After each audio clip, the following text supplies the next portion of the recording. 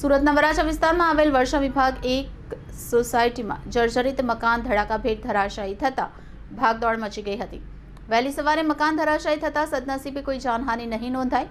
મકાન પડતા ધડાકાનો અવાજ સાંભળી સોસાયટીના લોકો ભયભીત થયા હતા। સુરતના વરાછા વિસ્તારમાં આવેલ વર્ષા વિભાગ 1 માં આજે વહેલી સવારે એક જૂનવાણી અને જર્જરિત મકાન અચાનક ધરાશાયી થયું હતું। અવાજ સાંભળીને આસપાસના રહેવાસીઓ દોડી આવ્યા હતા।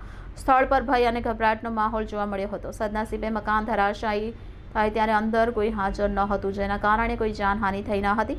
આસપાસના રહીશોમાં ભારે રોષ વ્યાપી ગયો છે। સ્થાનિકોએ મકાન માલિક વિરુદ્ધ કડક કાર્યવાહી કરવાની માંગ ઉઠાવી છે। તેમનું કહેવું છે કે જો યોગ્ય સમય પગલાં લેવાયા હોત તો આ ઘટના ટળી શકાતી હતી। મ્યુનિસિપલ કોર્પોરેશનના બિલ્ડિંગ વિભાગના અધિકારીઓ પણ સ્થળ પર મુલાકાત કરી છે અને મકાન ધરાશાયીની પૂર્ણ તપાસ કરવાનું આશ્વાસન આપ્યું છે।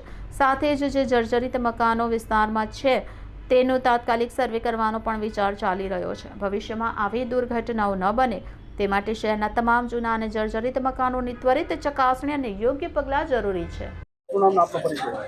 હું આ વિસ્તારનો પૂર્વ કોર્પોરેટર છું અને આ સોસાયટીનો પણ પ્રમુખ છું। મારું નામ છે ભરતભાઈ મોનાભાઈ વગાસિયા। ભરતભાઈ, મકાન પડ્યું છે, અવારનવાર રજૂઆત કરી છતાં પણ કોઈ કાર્યવાહી નથી। ના, એ લોકો રિપેરિંગ કંઈ કરવાના હતા, કાંઈ ખાલી કરવાનું એમ કહેતા હતા, પણ હવે અવારનવાર રજૂઆત કરતા પણ સંજોગના હિસાબે મકાન માલિક પાસે ટાઈમ ન હોવાથી આ વસ્તુ રહી ગયેલી છે અને આ બનાવ બન્યો છે। આ રીતની ઘટના કેટલી ગંભીર કહેવાય? ઘટના તો ગંભીર છે અને કોઈ પહેલી વસ્તુ તો એ છે કોઈને જાનહાનિ નથી થઈ। પહેલી વસ્તુ એ છે।